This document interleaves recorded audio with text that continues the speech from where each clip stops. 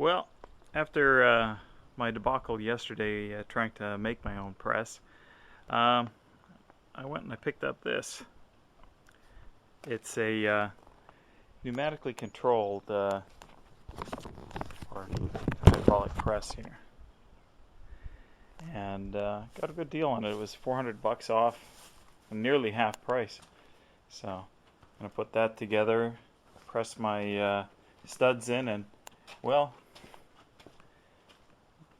have another tool. I know I'm a toolophobe. I love buying another tool, but this is one I actually would use, unlike the infamous pipe bender, which I did make some use of. I did actually use it to do some countersinking and some steel tubing, which is kind of interesting. Maybe that's one of the projects I'll revisit and videotape sometime. Anyways, I'm going to assemble this thing and go from there. Okay, so I got the press together. I'll give you a quick review of it here. And this is the 30-ton air-operated hydraulic press here from Princess Auto. It's not actually branded as Power Fist or anything like that, so I'm assuming it's probably just a generic Chinese unit here. Not bad features, a pressure gauge, well, tons of force gauge actually, but it's really a pressure gauge. Fairly rigid construction. Came with the black bed plates, but the center unpainted bed plate I bought myself. Seems to work quite well. I haven't crushed anything major with it. I took a piece of tubing and just crushed it just to see what the maximum travel was. About 5 3/4 inches, maybe about 5 5/8 inches of stroke on the ram there. One thing I wasn't particularly impressed with was the hardware that came with it. Now, this is not the hardware to do anything majorly structural here. The structural hardware are these large bolts up here. It's the bolts that hold the base together. And I didn't end up using a lot of them. These were 10 millimeter by whatever length they were. And most of the holes down there were closer to 12 millimeter, and it just seemed like they were so loose it was ridiculous. So I drilled them out to half an inch, and I used some grade 5 half-inch hardware down there. And I think that'll be fine. It's not subjected to any great stress other than the weight of the machine there, so I don't think it's going to be a problem. But that's really my only complaint of the thing here. It went together. Once I did that, it went together quite fast. It would have helped if I would have had some help, but I couldn't be bothered to ask my wife if she wanted to help. So there you go. Not a bad little unit. I have yet to actually use it.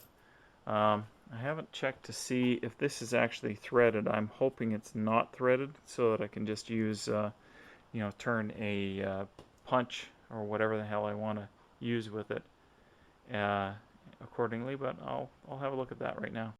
Okay, so that's verified. This end cap is not threaded. It's just retained with a set screw. Should have been obvious, but you never know until you take it off. Should be fairly easy to machine anything with this. The actual ram travel, I have nothing to really gauge it against. It seems slow, but I don't know what to expect. Like when it's pumping up to 25-30 tons here, it gets even slower.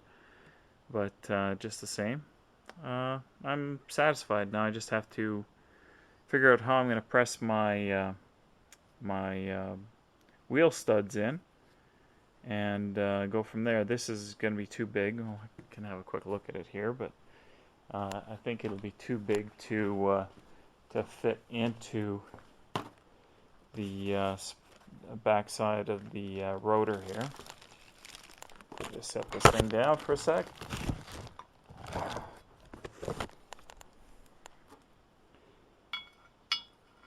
Yeah, it won't even fit in there. I'll have to turn something a little smaller, or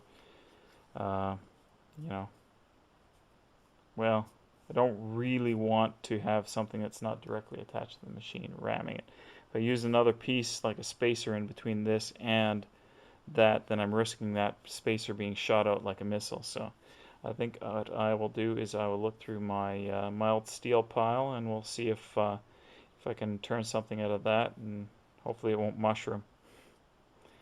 Okay, so there you go. That's my review of the press here, as seen from the behind. It's all charged with oil. The only thing that you needed beyond tools to put it together was some air tool oil to shoot into the air jack portion of it, but otherwise it's good to go. Okay, so what I'm going to do today, or what I'm going to do to test this press here, is I'm going to crush a piece of conduit and see how fast it takes. It shouldn't be too long. This is half-inch conduit, whatever that actually really is, about 3/4 of an inch in diameter, and I'll just smash it and we'll see how it goes.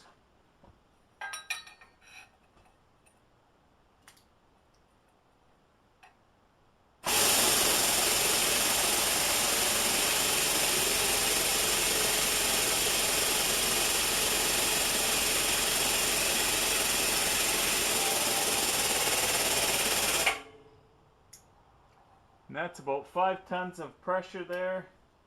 And that took probably, I don't know, 15-20 seconds. There you go. It's thoroughly squashed.